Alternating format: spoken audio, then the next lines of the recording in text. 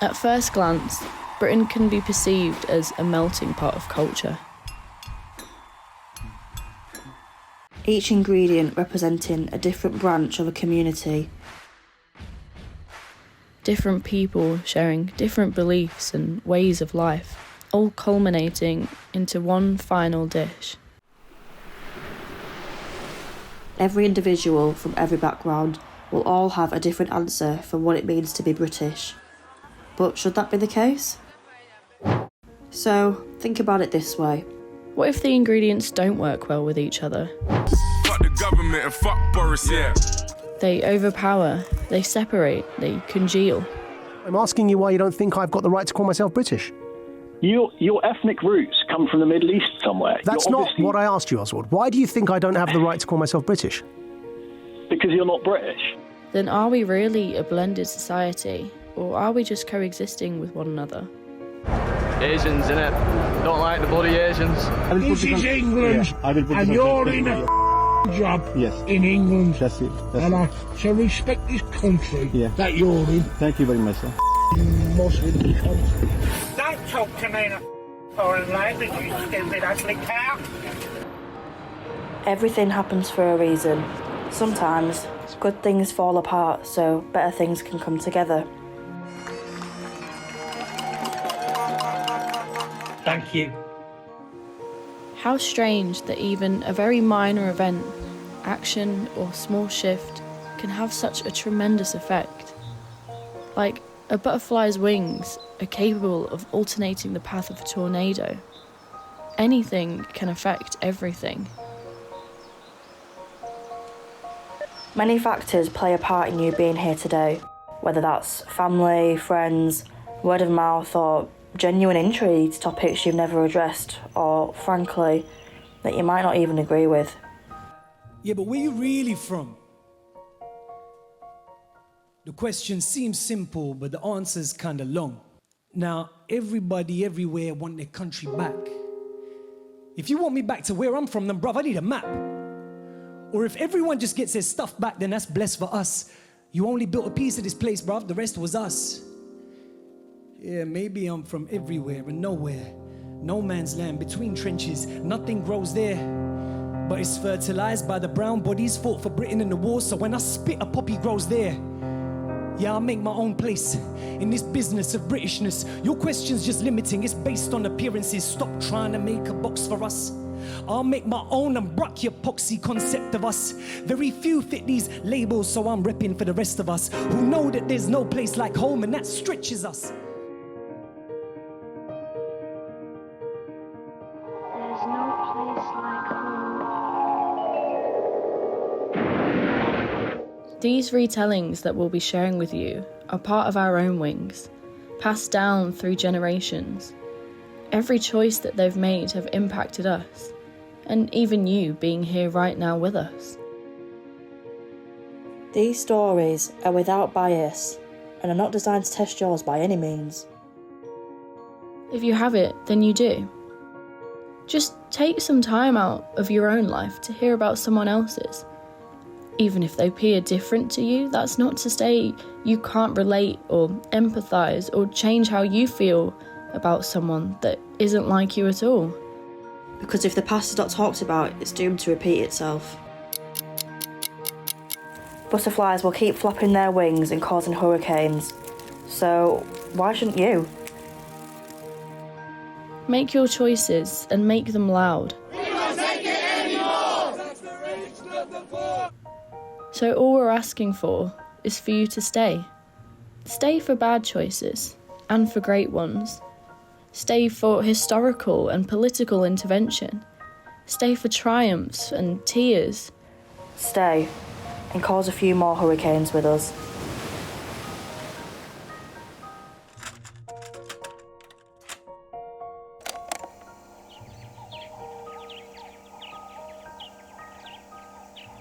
When I was born, my name was Pushpa Kimjibai Ladwa, and I'm born in Nairobi, Kenya. I studied in Kenya in Kachi Gujarati school. It was very Gujarati school. No boys. Then married in Nairobi. Then at the age of 18, after marriage, my husband came to Cambridge and he was studying electronics in Cambridge in England. So I followed him.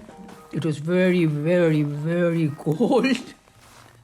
I didn't even know how to cover my feet and my head and woolies. In Nairobi, we don't need woolies at all. It's nice and hot. You just not need 4 garments, 2 inside, 2 outside, and you are ready. And the clothes don't dry. We have to dry them indoors. I never experienced that before in Nairobi. In Nairobi, you hang the washing out, and in our it's all dried. And in those days, they were cotton nappies, towel nappies, very difficult to dry. In the beginning, when I moved in Newnham, people were enthusiasts. They find some excuse that I got Rena and they come to see the baby, or they bring little present and things like that. But I think they wanted to know more about who we are. And some of the neighbor, well, why she's not black? She comes from Africa. Nicest thing was, because I was wearing sari, they never saw anyone in sari before. Oh, they used to love it. And in those days, my style was Kenyan style. Anyone comes near my door, talk to me, come in, we'll have a cup of coffee, cup of tea. That was the type of life I had, and made lots of friends. Did you like it in England? I was crying. Because I got cousins in Nairobi and cousins in Nakuru, and I was alone here. With my husband goes to work, he gave me the map, some money if I want to go out. But I used to walk to the market from Newnham, and the first funny thing was, I saw some bulbs and I thought, why onions like that? I told my husband next time I went to the market, I said, look at these onions. They're not onions, they're daffodil bulbs. Oh, that was at the Indian food shop. No Indian food at all. And there was one shop called Mac Fisheries. They were selling aubergine. So I used to go and buy from Petticuri aubergine. And it was, treat. And I couldn't buy dal, nothing. So we started enjoying sprouts. I used to start cooking sprout curry and broccoli curry, and I learned different things. Our people in Leicester and London, they won't eat it. The sprouts curry. To them it was like different alien. They won't eat it. It was a very difficult time. Did you ever experience anything bad in the UK? That's the best thing you asked me, because he was working with Pi, electronic engineer, and he took me to Christmas party. Well, he's proud of myself. I wore elegant sari, silk sari, and went to the party. And people started calling him, he had Italian friends, Tina and other friends. She started calling him Peter. Peter? I said to him, why they calling you Peter? You don't look like Peter. He said, yeah, they call me Peter, they find it easy. So I said, look, I don't like to be called Mrs. Peter. I am Pushpa. Okay. They had to call me Pushpa, they found it easy. Some people did make fun when I went to art classes. They said, I went to the shop and I pushed the door and it said push. So I said Pushpa. That was good joke. But if people don't call me Pushpa, I used to explain them, Pushpa means flowers. You take push to church, temple, is Pushpa. So some funny ladies, we'll call you flowers. No, I'm not flowers, I'm Pushpa. And if they call me other name, I don't reply to them. And they all, I'm here now, 54, 55 years. Everyone called me Pushpa. Once one of my very good friend called Saroj Saroj Churasama came from Africa. She went to work in Philips. And there were some other Indian ladies who were working there. And Saroj wasn't there. And I was with a group of other ladies and they were calling her Simenta or something. And I wasn't interested in listening because I don't know who she is. And then in the end I found out they're talking about my best friend Saroj. They change names and that disappoints me. And another thing, when I used to push my daughter Rena from the back of the colleges, go to town, tourist people ask me, maybe take your picture, sari. And sometimes you do that, nod your head, no. So what they do was, from behind they take my picture. Because sari was not popular at all, but they loved it, the sari garment, they loved it. Are you glad that you came to the UK? Now I am glad because my family is here, my children here, it's their home.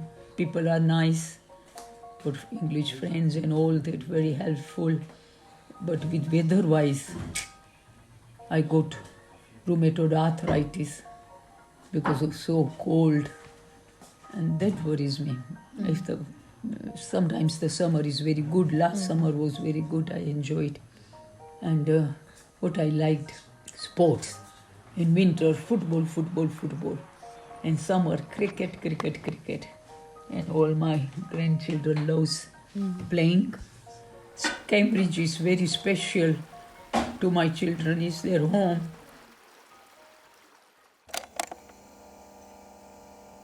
My name's Rena Shakham. I'm 56. I live in Sutton Coldfield now since being married. Before I got married, I was born in Cambridge, lived in Cambridge, went to school in Cambridge. My mum and dad originate from India, an area called Gujarat, so it's kind of like the Wales of India. My dad went over to Africa, I think when he was about 12ish or something. And then my mum was born in Kenya, and my mum and dad met in Kenya, and they got married there. I suppose I grew up in a very white community. My earliest memories are living in Oxford Road, Cambridge, where my sister and I would sit out of the back window upstairs and we'd look onto St Augustine's Church and we'd watch people coming, going. We'd always watch people going into church on the Sunday. And for some reason, I don't know why, we had a little hymn book. So we used to sit there and sing hymns. If I think about my school, it was all white. There was one black kid called Christopher something. However, my mum and dad, when they lived in Kenya, their circle was Punjabis, so like the Scottish of India, and Gujaratis, which is the Welsh of India, and all these other cultures, Pakistanis, and lots and lots of different cultures mixed. So they always used to speak different languages. They learned Swahili in Africa, they learned each other's language, so they learned Punjabi. And then the foods that I grew up eating, my mum would try to make things like Punjabi food, Pakistani food, Gujarati food. I remember her making things like steamed puddings. But living in Cambridge, there was a group of Asians. I just remember, like, my dad was in the committee for years and years, and we always used to get together at different cultural events. So that's how I've sort of learnt my culture and my Hindu culture. So growing up in our house, there was, from when I can remember, was my mum and dad, and then there was my granddad lived with us, my dad's dad, partially deaf and partially blind, but I remember he had an allotment. So I used to go there and used to bring back really beautiful fresh food all the time. During the week, mum would always make fresh food. There used to be a lot of curry and chapatis and rice. We always had people living with us. And it was just lovely. We always used to have a full house. People always used to come and go, and we always used to travel to places, because my dad was lucky. Because of his job, he had a company car. So we got to go to places like, London a lot and see relatives. There was one of my friends at school, And she had a very English, I mean, she was English, so she had an English culture, everything was, and you know, by the time she was 16, there was things, she always had boyfriends, and then at 16 she was thinking about getting married and all this kind of thing, and she'd go over and sleep over at her boyfriend's houses and stuff like that. And then I just remember her once saying to me about how she thought Asians smelt and how Asians were this and Asians were that, but I was all right. She goes, but you're all right. And I remember her saying that to me, and I was like, but at the time, you know, when you're 14, 15, 16, you just want to be accepted. Because when I was growing up, I was really struggling with the two cultures, because mum and dad still wanted me to have my identity and my culture, but I had to mix with kids who had boyfriends. Some of them smoked, they would go to house parties, and I wasn't really allowed to do any of that.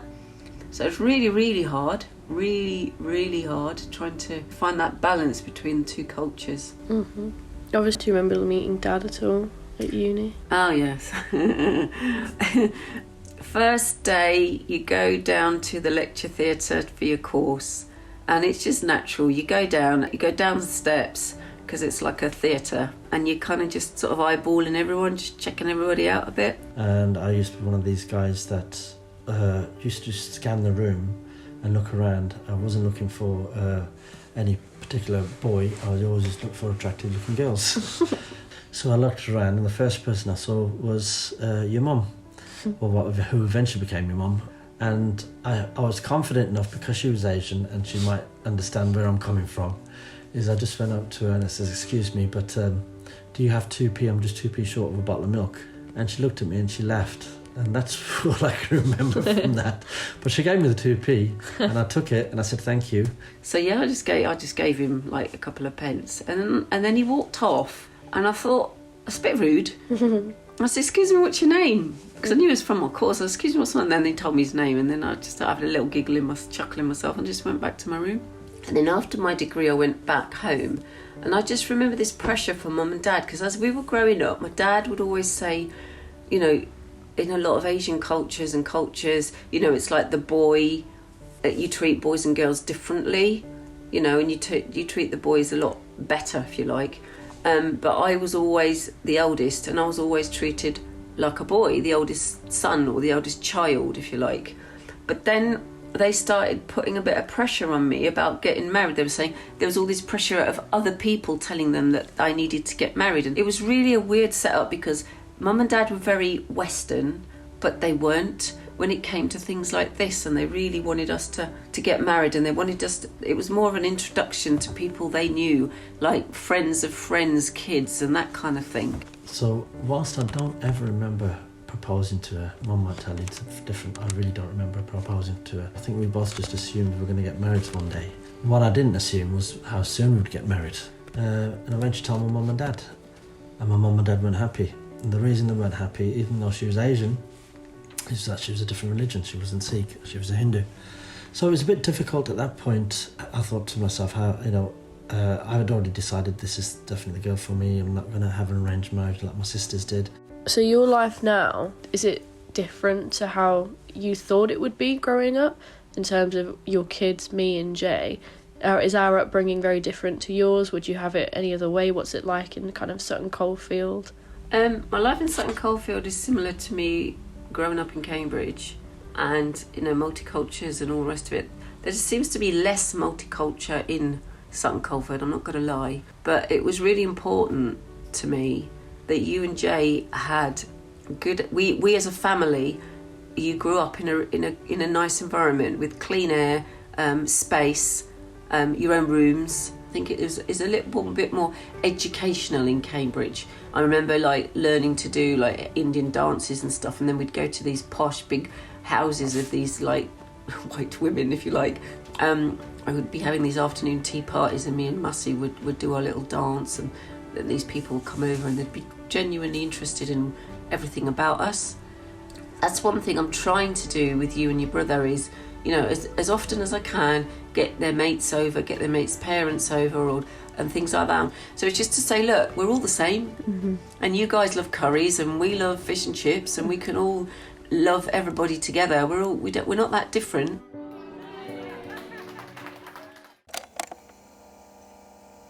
My name is Satnam Shakham. Most people call me Sat. I'm 57 from what I can remember. Years of age, born and bred in the UK, brought up in Birmingham in a city area called Handsworth, which is a multicultural area.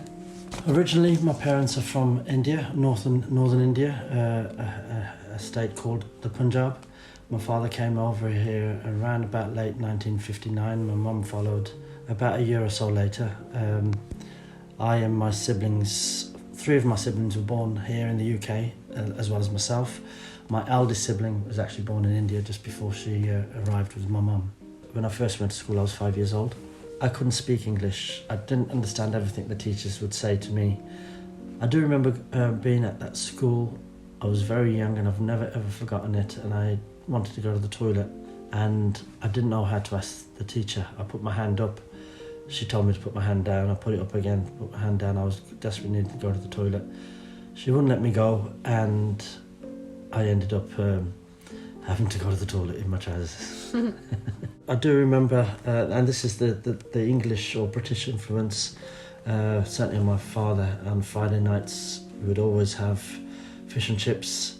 Couldn't always afford fish for all of us, so my dad didn't used to eat chips anyway, so he used to get himself a cod, and he used to buy us chips, and what we used to do was cook up loads of fish fingers, and my mum and my 4 siblings used to sit around the table and get all these bags of chips from the chip shop, put them all together, and we used to just eat together around the table from the same bag.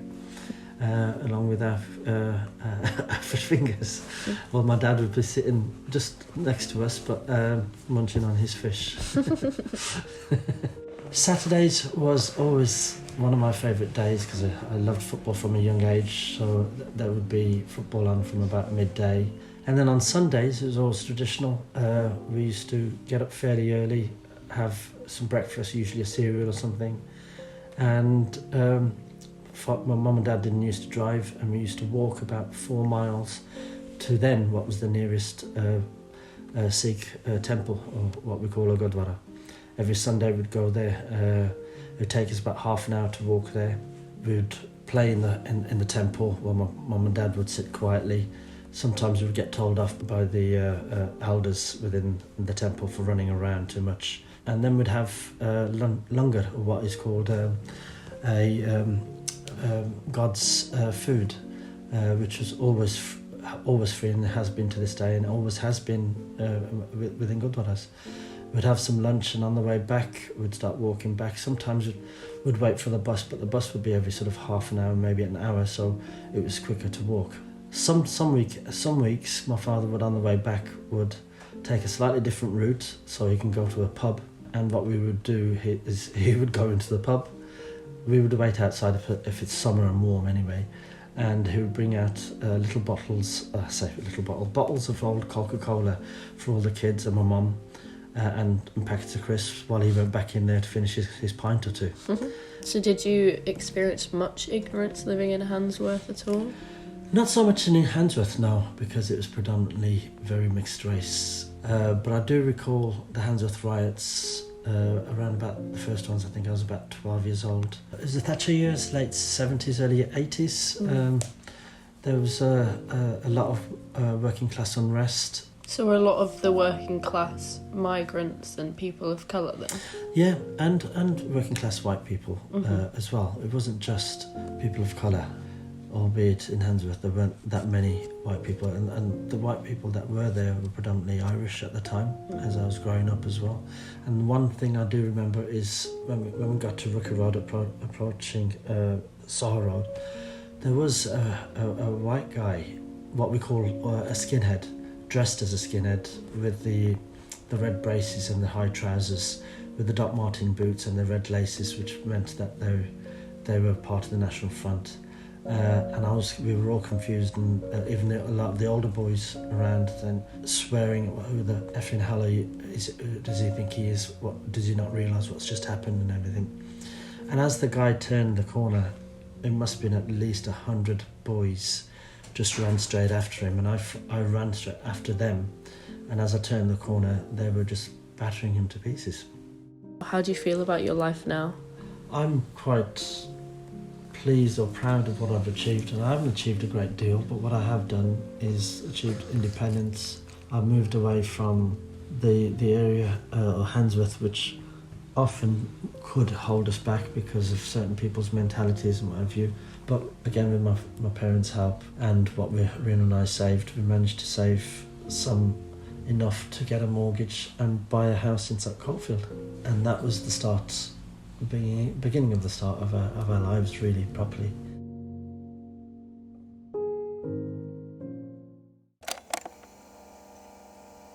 My name is Mya Shakham. I am 41 years old. I was born in Birmingham. I moved to Leeds when I was 14 years old and have lived here ever since. I was brought up in Kingshurst, Birmingham. We lived in the Masonette in Kingshurst on Foxwood Grove. I was the older sister. I've got 2 older brothers, but they didn't live with us. They lived with my nan. So it was just me, my mum and my sister at the time at home. It was a predominantly white school. My cousins went to the school because they lived just across the road, but it didn't feel like we was the minorities. So describe your weekend on average. Every Friday to Sunday we'd go to my nan's. Friday after school, we'd go home, get out of school clothes, get on the bus, an hour to get from our house to my nan's house. That was it. We'd stay there Friday, Saturday, and come back Sunday. Yeah, Saturday we'd get up and it'd be polishing the whole house, cleaning the whole house from top to bottom, all the brass and everything like that. My nan was very house proud, which obviously is what she's instilled in us lot now. And then Sundays was get up and go to church. The bus fare for kids at the time was like 20p, so we didn't think it was much, and 20p was a treat. If she was giving us 20p to get on the bus, that was a treat, but that rarely happened. So she would be like, I'm an old age pensioner. And she would get the bus and say, you lot is young, you can get on, you can walk. And it was a good half an hour walk, wasn't it? Good half an hour walk, you know, but the bus was like 2 minutes up the road. I met your dad when I was 17. We were out on a Christmas work do, and when I'd seen him, I didn't initially fancy him, in all honesty. You know, this white guy that thought he was like absolute it, and he was obviously a lot older. And then that whole night, everywhere we went, we kept bumping into him. I was thinking, this is a bit creepy. Why is he like following us around everywhere? And then yeah, we kept seeing him all that week, and then one thing led to another, and we got together. His mum, when I first met her, obviously I was very nervous. I think I met his brother and his wife first. But they seemed very lovely and stuff, and I kind of just felt like, oh, that's nice, they're really nice, but also they felt a bit like, you know, I was sort of like, you know, young woman living, you know, young black girl living, you know, wage to wage, quite young, and then they felt all grown and, you know, just had the life sorted and really good jobs, and so it did feel a bit intimidating. And probably about a few months in, moved in with your dad. He got a flat on Chapeltown Road.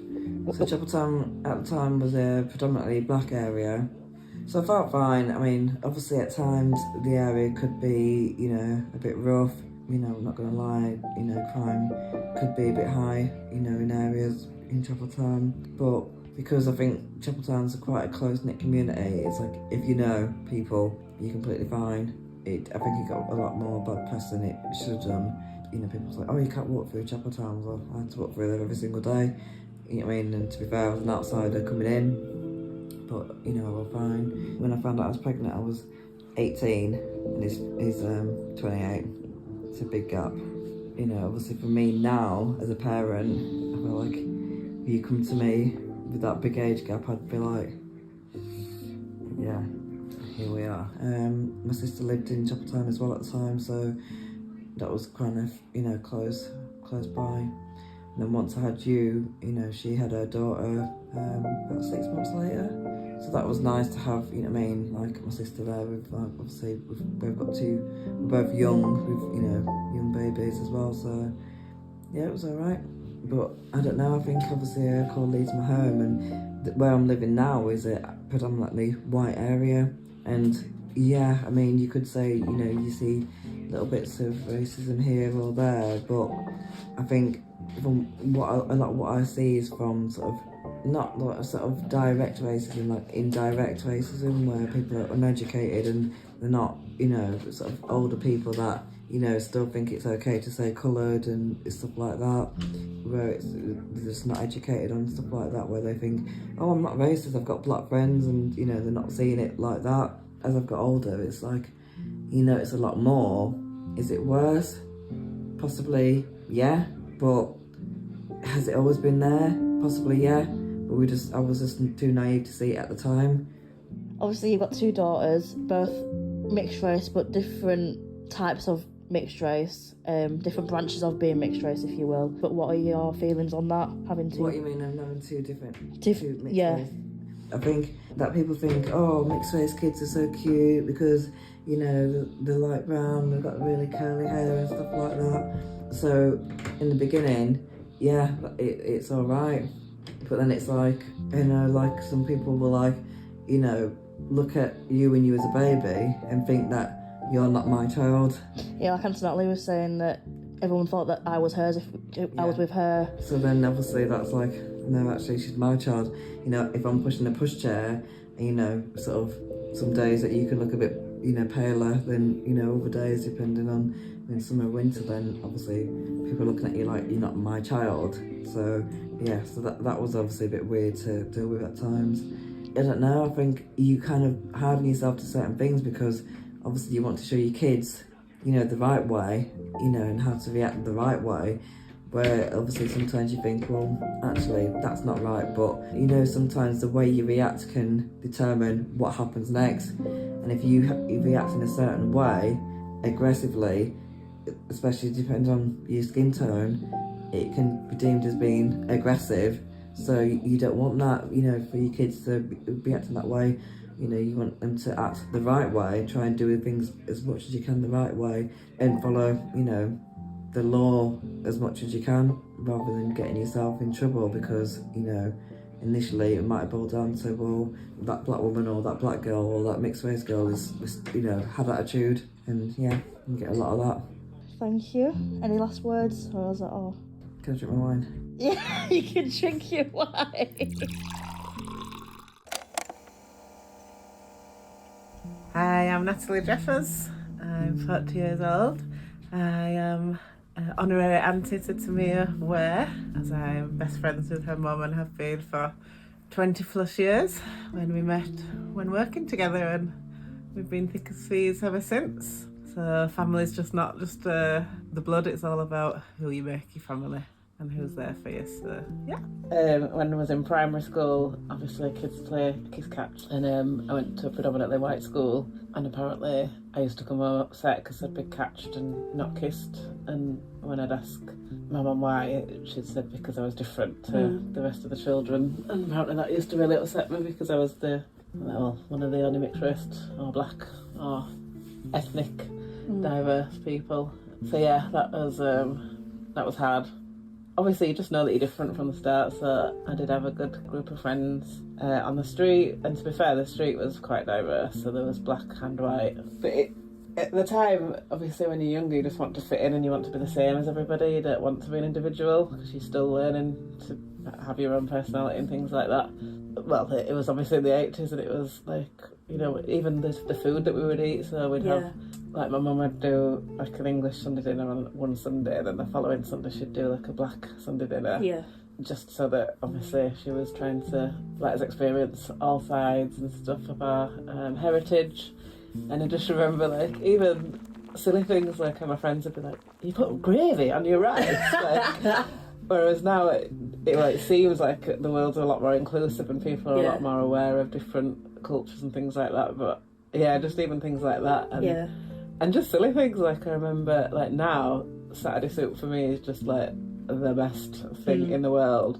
But again, you just didn't want you know, like when your friends are having fish and chips and things like that, you want to be having fish and chips and we'd be having Saturday soup and we'd be like, oh, we don't like it, or we don't like this, and you know, it's food that nobody else has heard of, like with the yam and the dashing, and then like my dad would have trotters in the kitchen and stuff like that, and yeah, it was just things that I don't think I appreciated at the time. You know, I'm really grateful for now, and I'm grateful to have the dual heritage, for sure.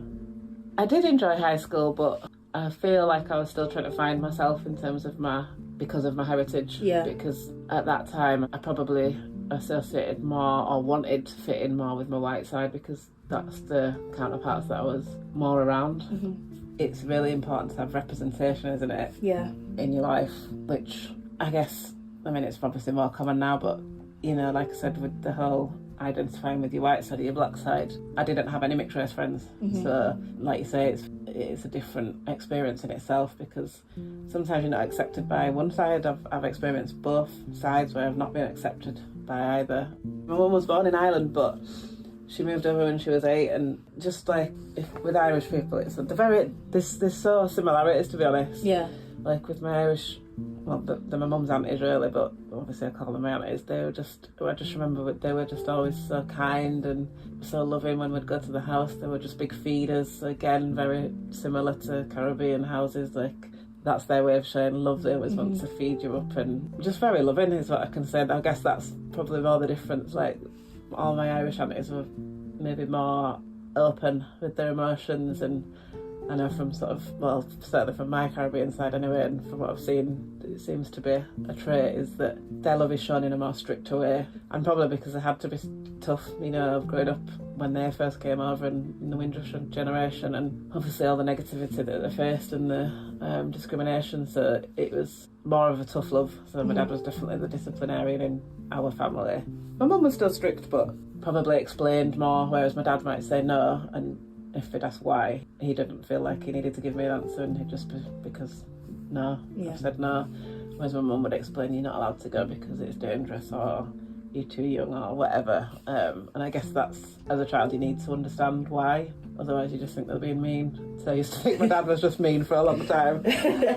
Was your dad born here, or was he born in the Caribbean? No, he was born in Nevis, in the Caribbean, Nevis in St Kitts, and he came over when he was 17. So yeah, he came over and he's done different jobs, predominantly sort of factory work. So yeah, I just remember him just being a strong character and a comedian. My auntie used to say, like, you joke too much, or you take the joke too far, you don't know when to stop. And their relationship as well, like my dad's and his siblings' relationships, that was some of my fondest memories of growing up. Like, they were just, again, like, sort of mean to each other, but in a bantering way. So it was just like, I just always remember we used to go to my auntie's house and we'd walk up, and you know, it was just an open door policy, so my dad would walk in and you know, his greeting would be "Sister J," and she'd be like, she'd look at him like over her glasses and peer at him and just be like, "Pack all shit." And that was just how they just used to greet each other every day. So it was just and then I just remember me and my brother then used to take them off, you know, like when you like try and impersonate the stuff that they say to each other and they do. So now that your mum and you have Marlene is super cute and little troublemaker, obviously he's mixed race, like, do you feel more happy bringing him up into society today, or like completely as how it was when you were brought up? Do you think it's more diverse? Do you think there's more seclusion? Yeah, I guess my biggest fear probably for him would be when he becomes a teenager and a young man, I guess. Unfortunately, there's still a lot of issues surrounding negativity with the police and how they, you know, treat different races differently, and sort of also stereotypes of people's views maybe in the workplace, or you know, he might not be given the same opportunities potentially.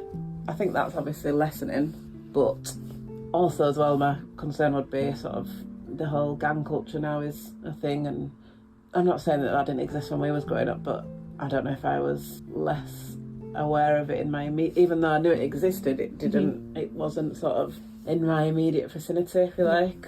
Whereas now it seems that kids are selling drugs in school and things like that I certainly don't know or was aware that was happening, if that did happen when I was growing up. So I guess there's different sort of concerns that you have for boys and girls growing up, isn't there? And I think certainly for a boy, and him being a mixed race boy as well, I'd be concerned about him being misjudged or potentially falling into the wrong crowd, or how he'd be perceived. And again, like, you know, it's been shown that teachers will treat, you know, different races differently. Sort of black people are sometimes perceived to be aggressive or angry because they show their emotions in a certain way, and their punishment may be more severe, for example, than their white counterparts if they're presenting in a different way. but still acting up, for example. So yeah, that would be my biggest concern for him. But hopefully just trying to, again, like we've all had, obviously we've had good role models and we've had bad role models in every family. I guess there's always that, I would have thought. Ultimately, it's all about trying to teach them from young the right ways, and then so that when they get to the time where they're able to make their own judgments, that they make the right decisions, I guess. At the end of the day, everyone's gonna, rebel a bit and do things that they shouldn't do, or experiment with this or that, and that's just growing up, isn't it? It's coming of age, and hopefully just being safe and happy and healthy, I guess, is my ultimate goal for him.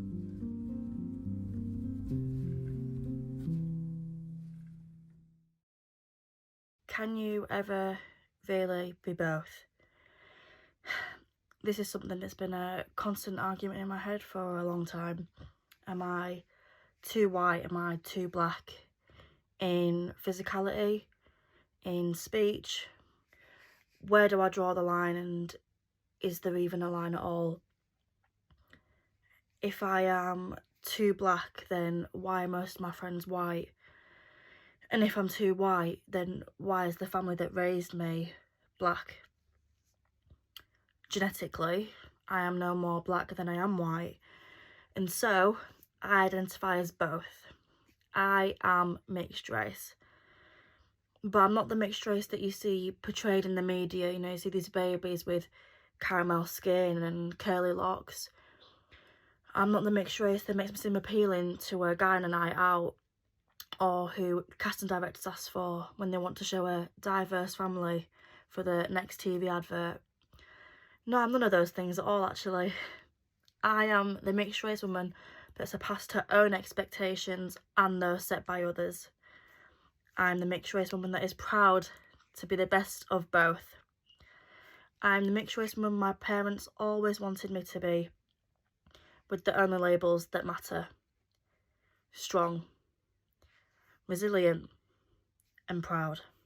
Being a third-generation immigrant, I felt I was on a constant moving seesaw, never seeing myself at equilibrium entirely in the middle. Struggling with this idea of identity from so young, there's always that dreaded question of, no, where are you actually from?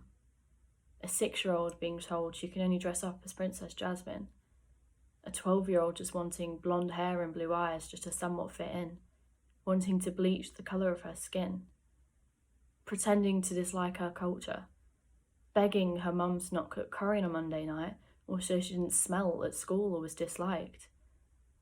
The stares in the back of her head during every RE lesson, learning about Islam, knowing nothing yet receiving so many questions. Every night out, being approached by that one person, being told, wow, you're so exotic, as an attempt to start flirting. I am a British Indian, no less British than anyone else. I am Punjabi, I am Gujarati, I am English. I am no longer embarrassed of who I am or where I come from. This country is still my home, my brothers, my dads, my mums. Culture and diversity are the foundations of what it means to be British. We all may be a little bit different, but we still make up the same dish. Britishness is forever changing, adapting and growing, and our journey of what it means to be British started with them. These wings that have been passed down through generations have sparked our creative interests and have brought you guys here today to share this experience with us. Whatever you want to take from this is completely subjective to you. So, reflect on your own journeys and your own wings passed down. Your own family tree, your own home, wherever that may be. Because this is our home too.